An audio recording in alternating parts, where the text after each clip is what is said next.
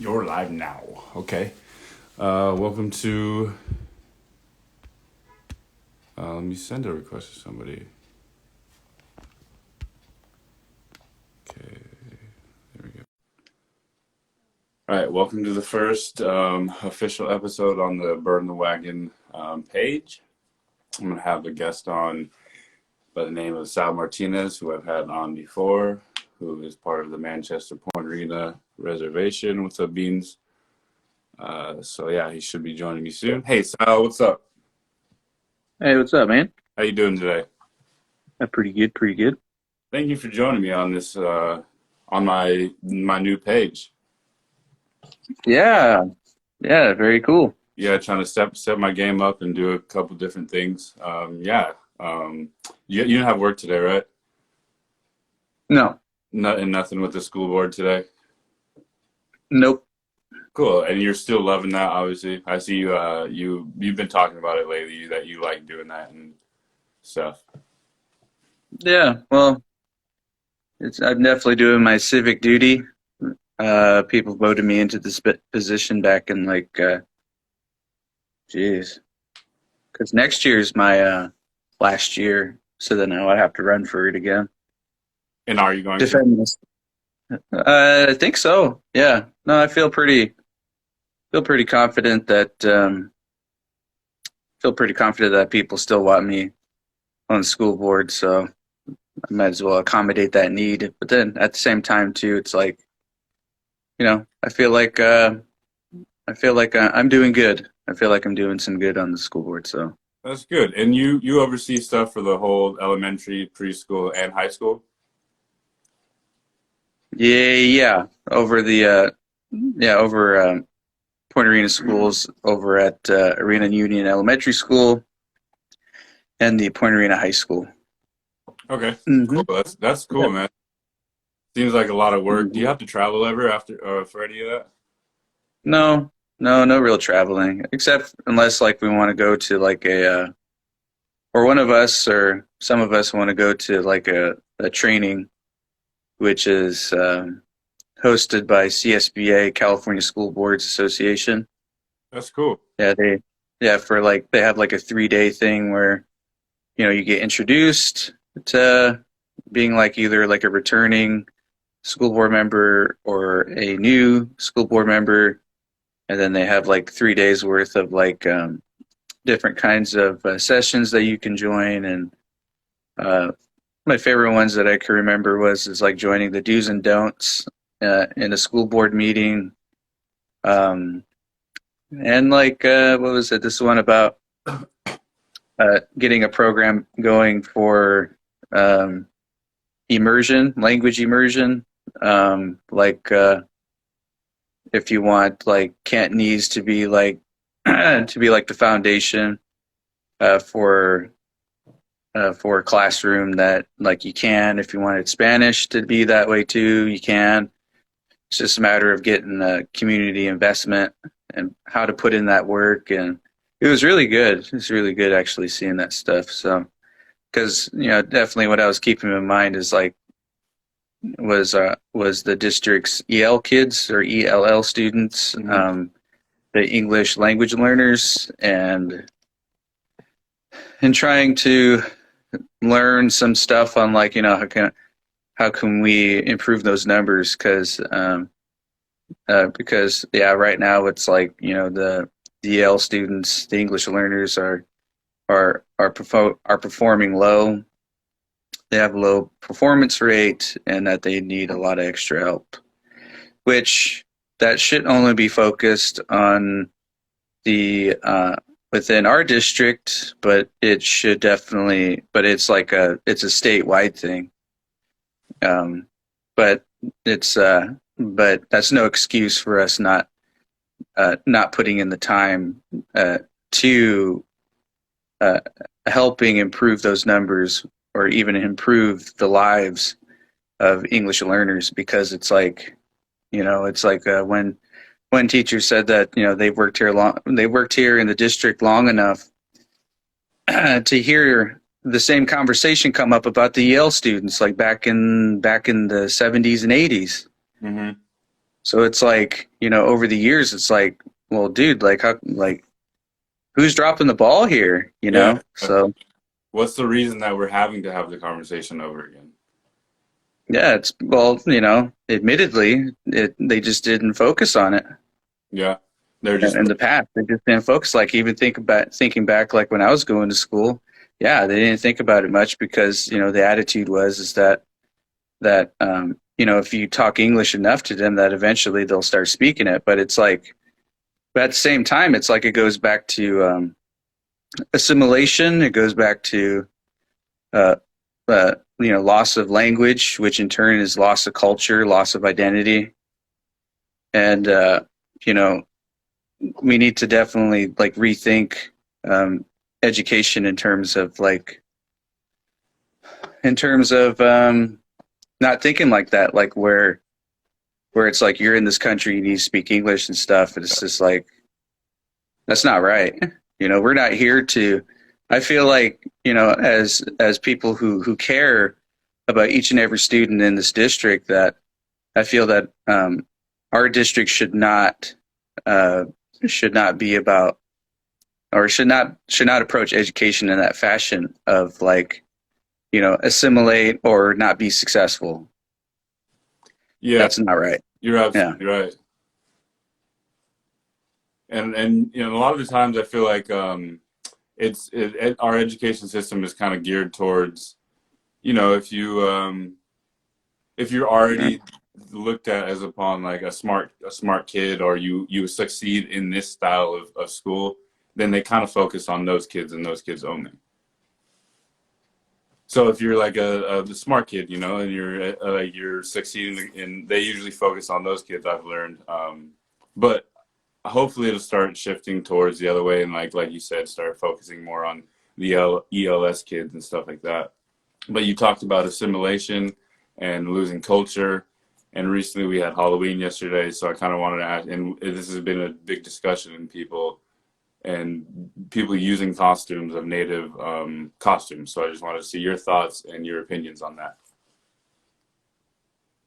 Well, people dressing up as Native people or Mexicanos or Latinos um, or Asians or Middle Easterns or any of that nature is wrong. It's just wrong. Like, yeah, you just don't. That's not something that it's obviously comes from a specific mentality or a specific mindset that feels as though that they have that kind of privilege to be able to mock like another person or another person's culture, and it's insensitive. It's it's ignorant above all. Whether you're white or black, brown, that's obviously acting out your racist fantasies, uh, acting out like how you think like this particular group of people act. It's definitely not cool to impersonate, like to go blackface and impersonate a black person. That's not right either. It's like it's definitely like it obviously shows like it shows like the foundation of what of American values, which like the foundation of American values, old American values was like English and Christianity and whiteness, and I feel like a lot of the stuff that like that are sort of like racist, that are racist and all that stuff is definitely stems from that, especially here in the United States. And it's like, and I feel like we're definitely in that process of educating ourselves more about it and trying to be more aware of that. Like even in Indian country, it's like a question that I've always had. Definitely educating myself about how as Americans, it's like we love love black culture, but we don't like black people at the same Yeah. time. And and it's like, and it's the same kind of verse too, same kind of context where it's like, people love it when Native people sing and dance, but then they don't like it when Native people talk about, uh, replacing Columbus Day. Yeah. They don't like that. So it's like, but it's like an Indian country, okay, maybe more specific to that um, like what part of some people's hatred or even some people's racial tendencies towards black folks in Indian country, like where does that stem from? Is that a native experience or is that a white experience? And then vice versa. It's like, I'm pretty sure there's always got to be some kind of hateful person in every group, but and vice versa. It's like, it's like, is hatred towards Native people within black communities, is hatred towards black people a black experience or a white experience? Like what's the experience? What's the foundation for being fearful of like Native people? What's the foundation of being fearful for black people? Yeah. Towards black people? And it's a lot of stuff that we've learned from TV. It's a lot of stuff that we learn from media. It's I definitely don't watch like I definitely take like say like local news, like say the Bay Area news. I take a lot of their stuff with like, with like a grain of salt, because it's like sometimes I feel like they definitely overreport on like on like say like robberies or anything like that, and a lot of them have to involve like people of color. Yeah.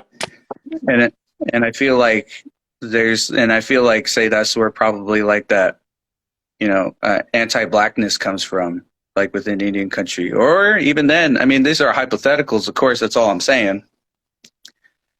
But also movies too. I mean, it's like, if you're taught like how to talk to somebody, if you don't normally talk to a person that you haven't talked to yourself, that of course you're going to learn through other means of how to talk to somebody or how to like act towards somebody, Yeah.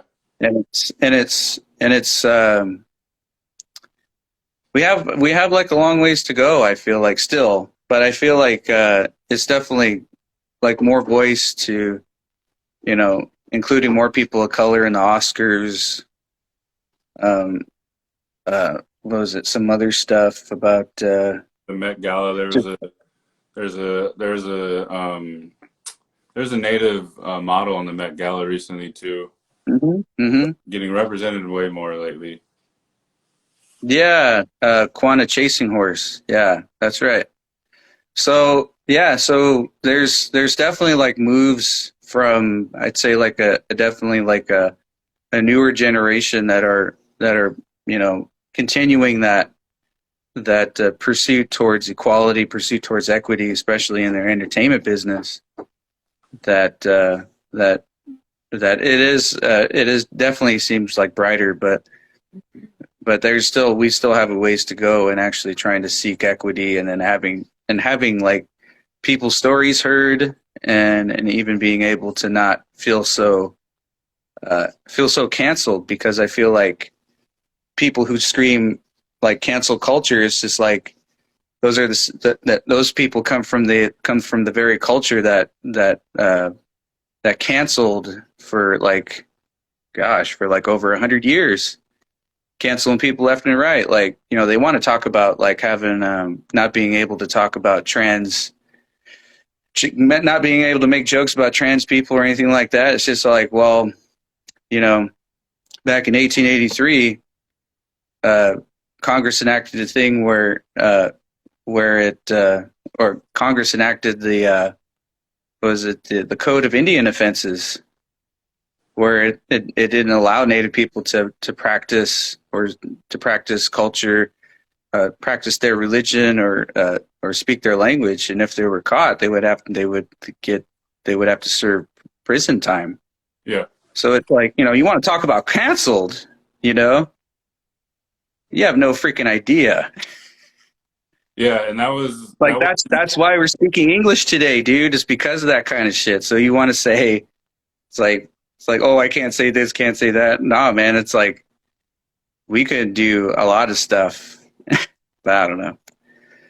So, yeah. anyways, yeah, It yeah, wasn't we that have a long ways to go, and we're heading in a positive direction. Yeah, yeah, and wasn't that law passed not passed until 1973 or 60 something, where it was finally passed that natives can practice religion freely, openly in yeah, the United States. 1978. Uh huh. It So was in yeah, 1978. so that's another thing too about like dressing up as a native costume. It's like we weren't even able to be ourselves until 1973. So what gives you the right to be something that we couldn't even be ourselves? Yeah. Well, I mean, that's one argument, but at the end of the day, it's like it's just wrong, dude. Like you just don't do that. Like if an informed person about like native issues or even like any group's issues, if you were more informed about that person's experience or that group's experience, you wouldn't dress like that. Yeah, You wouldn't dress up like that. At the end of the day, it's just revealing it's revealing people's ignorance about another group of people. And it's yeah, it's just wrong. Like I mean, say like because if we were to act out that point and saying um that like we were canceled for so many years for like decades, and then you want to dress up as a native person, like we were canceled for being who we are. Why should you be given that right to imitate? But it's like, but then so like say like would it be okay for a native person to dress up for Halloween as a princess, as an Indian princess, or even as a warrior? That's still wrong. yeah, You know, yeah. that's still wrong. I It's can see the like, argument. yeah. I But can, anyways, yeah, uh, I can see that argument.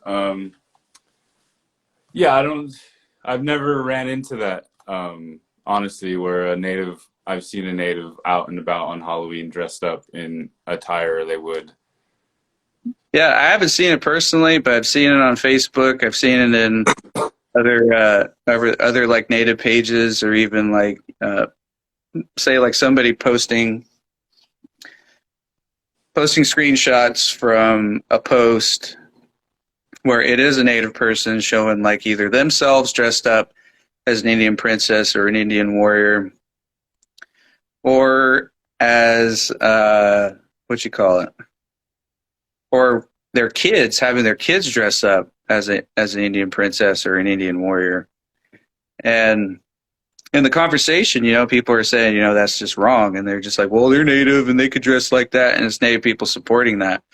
But see, that even stems too from ignorance and about how uneducated native people are even about themselves, and even about and even having that self-esteem and integrity, having enough self-esteem and integrity for themselves to be able to say, like we shouldn't be laughing at ourselves. We shouldn't be using that imagery, um, that same kind of imagery that's been dehumanizing our ancestors, that's been uh, dehumanizing and even creating an insensitive environment where uh, where it's like our culture is not being taken seriously. Like when we say things like that's wrong or anything like that, that like we're not being taken seriously because of those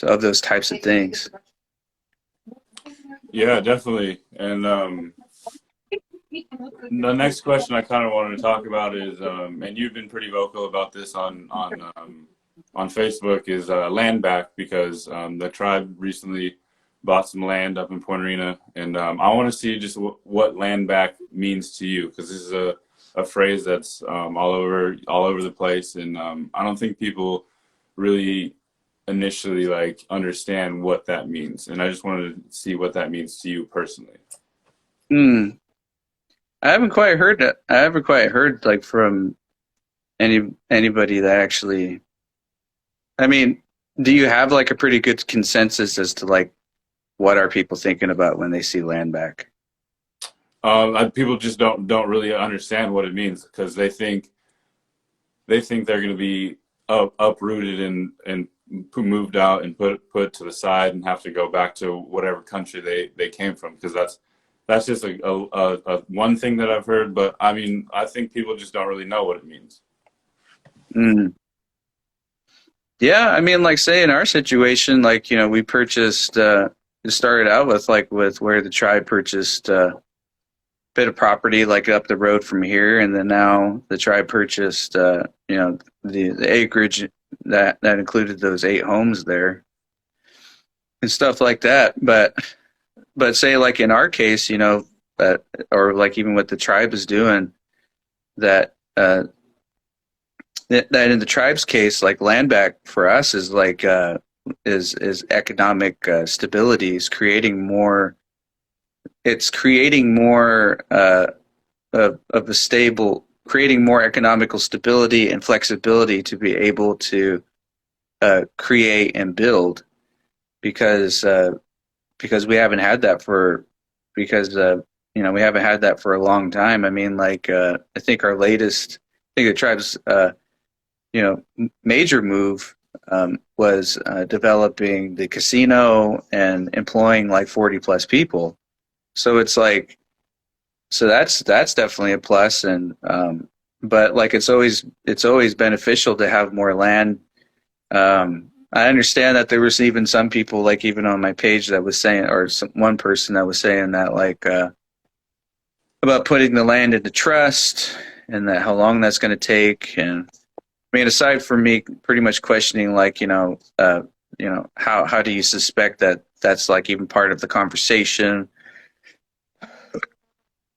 And even say if there was consideration of wanting to put the land into trust, here's some facts. Like, if we keep it to where we have to continue to pay taxes on the land and all that stuff, that's income. Like, we still have flexibility into taking out, like, say, and having like what you call it, and having like what's the word? I can't think of it. But at the end of the day, it's gonna actually give us like credibility, more promise to like investors, more like it's just gonna give us more in general. Now, if we were to put it into trust, we can't do anything with it. Like we could put like homes on it, we could do stuff like that. But at the same time, say like, I don't know, a hypothetical situation where, we definitely want to make a huge move into like making it like a huge investment in something, and we're trying to scrounge up money. Yeah. We can't use that land because you can't sell trust land. You can't sell trust land. I mean, you could like lease like for rent and stuff, but other than that, you can't what was it? You can't take a loan out of it if you put it into trust. So it's like, it's cool. If you were to put it into trust, that means that you don't have to pay state taxes. You don't have to like abide by state rules or anything like that. But you can't like use it though. Yeah. like in the white man's world, you can't use it. Yeah. So, Like yeah. what other businesses would you like to try to invest in, or would you like to see them build up? I mean, personally, it's like what I said on my Facebook page is like I'd love for us to buy up the whole, like as much acreage as possible around the river, around Padahau, and like buy up as much acreage as possible around there, and then put that into trust and turn that into like a state, a tribal park. It's protected by us. It's there's jobs that are being provided by us, and it's open to the public to where they could come and camp and do whatever they want, hold events and stuff like that. So it's not a huge money maker, obviously. I mean, because some state parks are having to close because of cutbacks in funds, or people aren't going to the park enough. That like, but at the same time, I feel like we could probably, you know, hopes and dreams that we could do a better job in being able to provide space for people to come out, and so that, and then it'll eventually pay for itself. Other than that, getting like funding from federal and state, and being able to provide a a healthy environment for folks, for everybody. Yeah, that's a good idea. I mean, camping would be awesome. Do you know if they would ever do like a bridge or anything from Point Arena to Manchester like there used to be, or you think that would be a good idea to help hopefully connect people a little bit easier or anything like that? Oh yeah, that's a good thing too. I mean, the possibilities are endless. It's Yeah, just a matter of finding like resources to get it done. I mean, once upon a time, that was definitely like it seemed like it was something in the near future. But then, because of funding and because of a whole list of projects that I think Caltrans has already, and that there's just not enough traffic, not enough movement I see. here, that like that's not a necessary priority. That's true. That makes sense. Mm-hmm. And I mean, it doesn't rain that much anymore, but like I feel like the weather would probably deter those ideas as well, you know. Yeah, I mean, but at the end of the day, it's just it's funding and it's timing. It takes a lot of manpower to get something built like that, especially. I mean, I think like one of the things that they were reconsidering is diverting Highway 1, or essentially like moving it to where it would go over on higher ground, to where that road there wouldn't get flooded as much. Like it would be on higher ground, it would come through, it would merge onto Windy Hollow Road, and then it would go back into Highway 1. I remember that was like a conversation years ago. That was at City Council. That was at the city meeting, and they even had an open meeting about that. Even had like, I guess there was like a good number of people that showed up there, and like there was nothing but positive input about that. About that was like one of the plans that I think it was like one of three options, because another one was is like they were going to raise that long stretch like through Sternetta. Hmm. They were going to raise that long stretch of road. They were just going to raise it up however many feet. But but there was quite a bit of people that supported the one where he would just like wrap around the hill, and then it would merge onto like Windy Hollow Road, and like a bridge would get built there, and just so that people wouldn't have to go that route in case it got flooded. Okay. There Mhm. was another question I was going to ask you real quick, but I forgot. Is there anything else that you wanted to bring up today that I didn't bring up? Any other discussion or any other topics? I just yeah, I'll just well, first I'll just introduce myself in case somebody's watching and they don't know who I am. Sal Martinez, Bulka Arroyo Padao Hiche da Po Chao. My name is Sal Martinez. I'm from the coast. I'm from the Manchester Banapoma Indians of the Manchester Point Arena Rancheria. I live here. Pleasure to be with Mr. Juan, with Burn the Bacon. I'm sorry, Burn the Wagon. No.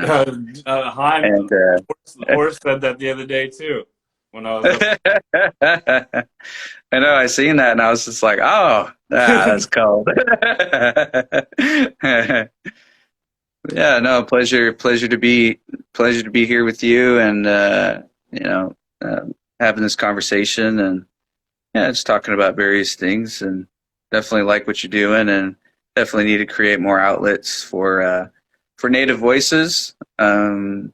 That's definitely something in mind that I was thinking about and wanted to create like space for Native voices, people that are working within the community and trying to make things better, whether wherever they are. Yeah. I definitely want to create this space too. So it's like, so you're influential. Just know that you're influential, because I definitely put that in my mind too. If like wanted to create space for folks. Yeah, man. If you ever want to use this platform, definitely let me know. You're definitely welcome. Yeah, yeah, Another yeah, yeah. I wanted to ask you too was about those the things you've been carving out of the deer bone. Mm-hmm. Those are pretty awesome. Did you kill the deer yourself, or did you get that from somebody? I No, people have given me deer legs. No, I keep the Okay. hunting and stuff to the professionals. Okay. Yep. Yeah. Do you know how to cook? Do you know how to cook the deer meat or anything like that? Yeah, man, you just use garlic, salt, pepper. It's pretty good. Oh, okay, okay. I remember Mm-hmm. having it back in the day, but and you do you know Make how some to cook? steaks. Do you know how to do like abalone and like the seaweed and all that stuff? You know how to pick it and stuff. Yep, I know how to pound it. The abalone, yeah, yeah, you got to pound that stuff. Yeah, you gotta pound it hard. Pound it, pound it. That's another thing I kind of I want to bring on this show. You know, it's a platform for our voices and our voices to be heard, but also want to bring out that humor, that comedy, that comedy side of the reservation, that comedy side of the indigenous people, because that's a huge part of you know who indigenous people are, is Yeah, for sure. that big laugh, you know. Absolutely.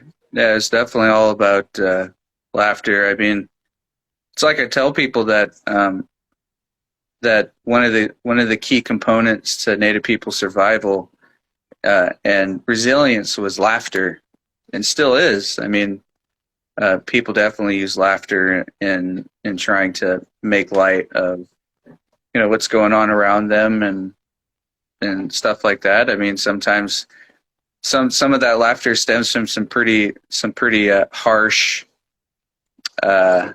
ridicule. Some especially when somebody teases you, but at the end of the day, there's some truth to it. Yeah. Um, you know, wish I could share some of that, but somebody might get mad. Somebody's in the room.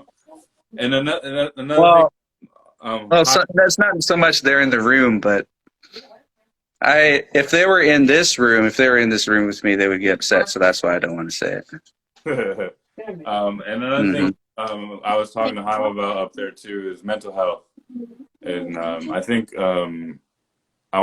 we should do some like type of mental health something up there, definitely, because I think that's something that needs to be talked about and isn't talked about. Absolutely. No, it's definitely something that needs to get touched on. I think there's some folks here, or especially just within our nation that would definitely appreciate that some of that. There's even like that stigma about like seeking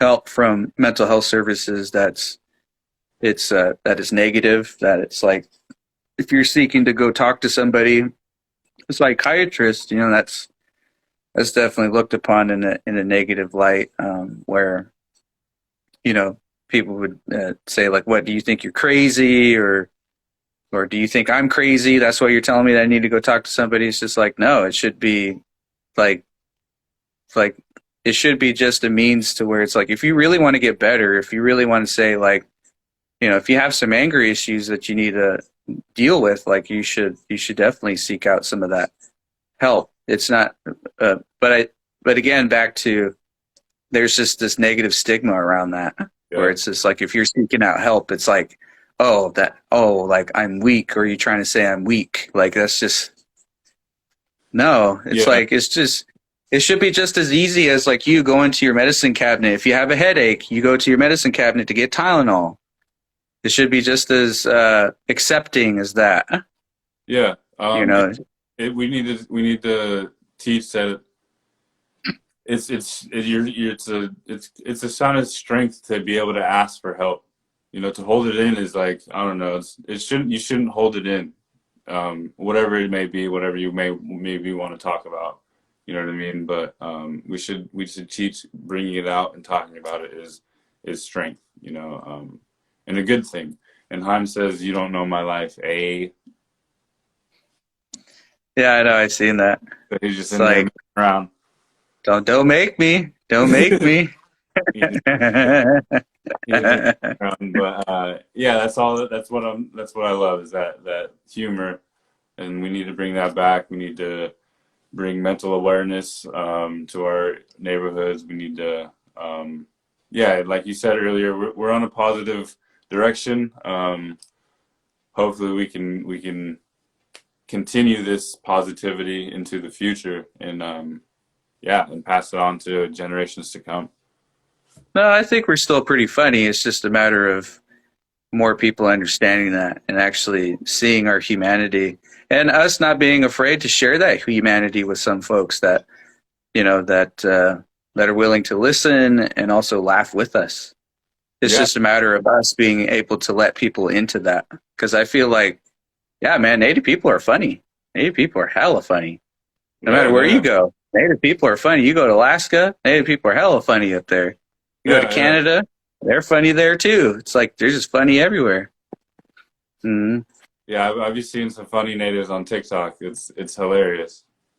Well, yeah, man, there's some good. See, that's what I mean. It's like there's just got to be some people, like especially when it comes to like media and stuff. I mean, like I feel like there's couples like maybe like skits that I was thinking of and wanting to put out there on TikTok that I think would be pretty funny, or just to put it out there. And but at the same time, it's just like, man, like video editing. Like if I wanted a certain way, like I definitely would have to edit it a bunch, and that's definitely time consuming. So it's like, and then too, it's just it's a matter of like how much work are you willing to put into it too. Yeah, I think Just you so should do you it, get, man. yeah, I don't know. You should We'll do a see. little 1 minute skit, man. I know you said you had to do like I encourage you at least try it once and see what your feedback is. You know what I mean? Oh yeah, for sure. No, it'll happen. I definitely encourage it. I think that would be dope. I've always wanted to do skits. I've always wanted to do Hmm. stuff like that. But like you said, Yeah, it's very time consuming. And like it's a lot of work doing those videos. I mean, it was like a lot of work even try to get that screenshot just right, or the screen recording of that one part of that you used as a sound in TikTok of Charlie Hill, singing, come on, white people, this land Yeah, is my land. No, it's not your land. yeah, That was definitely like that was like when I felt like I felt really passionate. Like I had a really passionate reaction towards Jennifer Lopez's performance of that song. This land is my land. This land is your land at Joe Biden's inauguration, President Joe Biden's inauguration, and I was just like, dang, do they still use that song? Like, yeah. oh my god. So I shared that, and just to be honest, like that's what that reminded me of was Charlie Hill's rendition of it, Yeah, thank you which for is like that. that. I use that sound. That was a good sound for sure.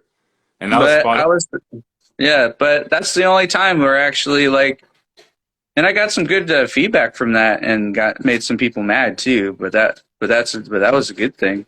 Yeah, It's just like now there's like I don't know like some like 1 point something thousand bill no thousand I think it was 1 point something thousand people that probably know who Charlie Hill is now. So that's pretty good. he's a hilarious comedian. Is there Yeah, any native rest comedians? in peace. Oh yeah, I didn't know he passed away.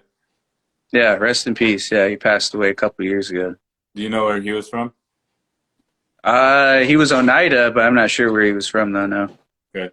So yeah, go if funny you guys guy. go check out Charlie Hero comedy on YouTube. He's funny as fuck. Yeah, yeah. Just look up Charlie Hill, and you'll get a lot of laughs. Yeah, he's a good comedian, man. All right, I think that Hmm. was just about it. I think we're at 45 minutes. Unless there's any other um, topics you wanted to bring up, I don't think. I think I'm tapped on topics right now.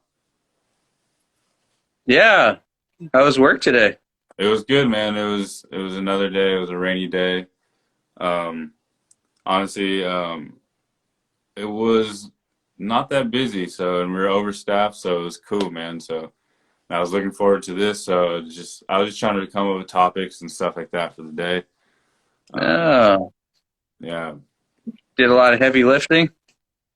No, not today, honestly. Uh, I was over. I had a bunch of people staffed on to work today, so I was able to just like I'm a supervisor, so I get to like kind of tell people what to do. Um, you know what I mean? Uh, Boss uh, man. so you didn't have to rip your shorts today? Nope, didn't rip my pants. Well, that's good. Didn't rip them up. No, I You, didn't rip them up.